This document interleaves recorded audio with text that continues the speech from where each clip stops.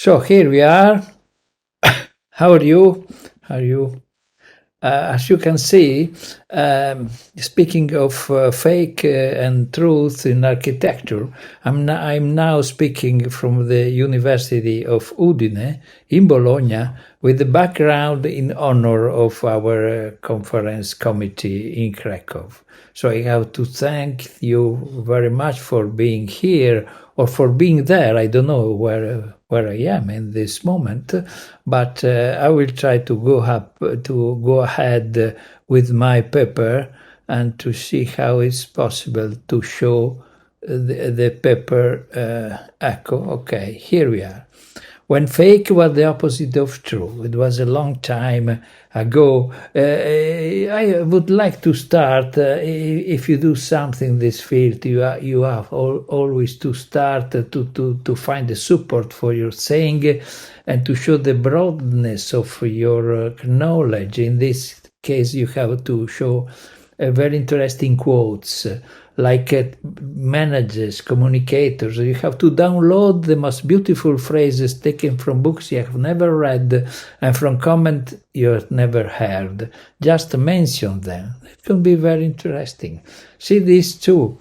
The truth is more important than the facts. Frankly, you're right. And if the facts don't fit the theory, change the facts. Albert Einstein. Perhaps, I don't know if there were real these quotes. But in both cases, we understand that in order to seek the truth, it's necessary to go deeper and not to be satisfied with its superficial appearance. These assumptions were very beautiful because the meaning resided in the credibility of the authors. That was very, very important in this period. Today they don't make any sense. Since the internet, a great invention, has been invited as social media, very bad invention. Socials were invented for a few precise reasons: to insult others, to tell lies, to brag about yourself, and broadly speaking, to earn money by avoiding paying taxes. Of course, they are also very useful, but this is the original situation. That doesn't change. From the moment of their success, true and false are exactly the same thing. So the old saying perhaps is really true. Veritas filia temporis is a Latin saying that survived through history, and now I think it's a proverb in all the European languages. The truth changes with our interpretation. It changes with changing attitude. So how we can proceed? Like our contemporaries, change the word, or better, change the meaning of the word. That is very important. You take a word and you change the meaning. What is friend? To share, to remotely, smart working, a lot of things that in the past had a meaning, now it's completely different. So try to read carefully the following pieces. Letter from a scholar about the city to come. We are used to thinking one-dimensional about cities. Now we have to be able to think about places much more in relation to the times. Secondly, we will have to redesign the relationship between macro and micro. Let's look at the political proposal of Anne Hidalgo, mayor of Paris, the city of a quarter of an hour. That is incredible because I agree with the meaning, but not with the explanation. The first period is meaningless. It's fine. It's the way people like to say that we think in one-dimensional way is good because it gives us a sense of luck, but it's simply meaningless. If urban planners were used to think in one-dimensional way, their disappearance would be the right thing to do. Then it turns out that it would be good to start thinking in relation to different times scales. Is that new? Certainly not, because it's the most natural thing a city planner should do ever since.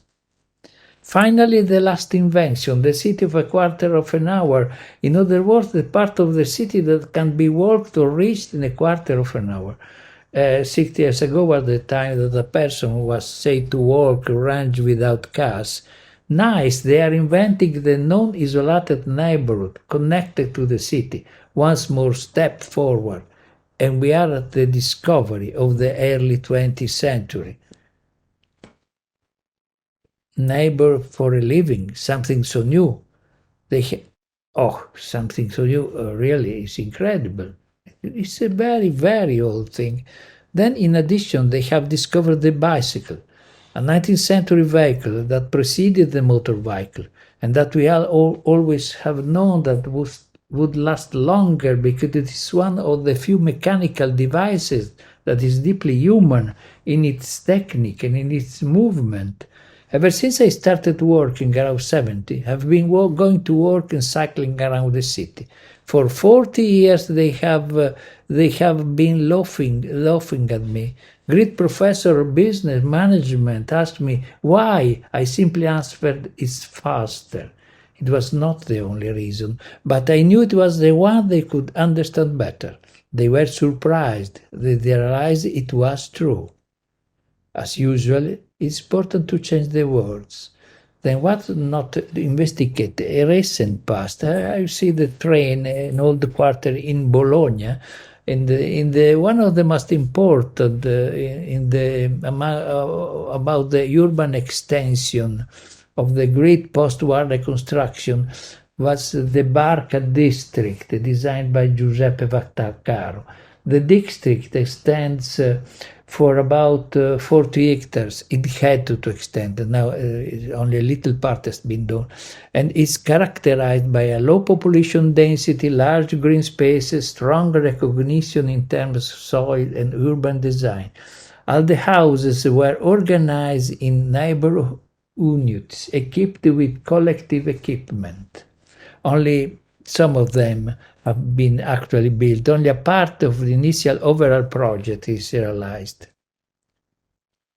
But now I read a letter from a woman to a newspaper last year during the lockdown. I have to say, to protect me and my children from the dystopian loneliness of this period were not the video chats, nor virtual rooms, nor video lessons, nor books. It was the courtyard that protected us, a modest condominium courtyard in a neighborhood of Bologna, Barca, in the shadow of the sanctuary of San Luca. I'm not expert in urban planning, but a walk in my neighborhood is enough to understand that in the 6 in Bologna, a lot of thought was given to services, including public green areas, sports facility, and why not common areas to be shared with people who live in the house. Courtyards, community gardens, space to chat, read a newspaper. That helped me during this period, not Zuckerberg.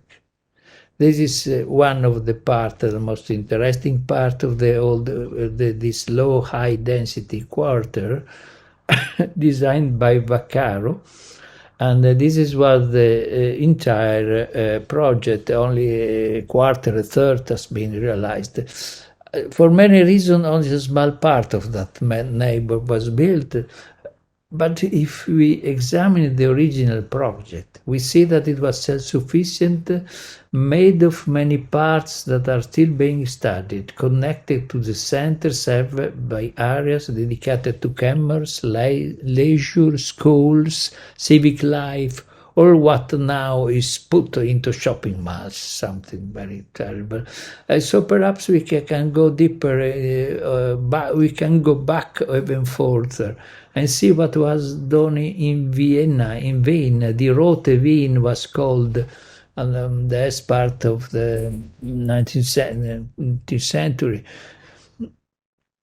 The Rote Wien, the Red Wien, seems a long time ago, but so much turmoil in today's society reminds us of the great technical possibility that were now, and they were there and now, and the crazy worldwide consequences that followed. We must forget the political approach in this adventure in the past, because if we have a political approach, we hate or love with a priori. It's wrong.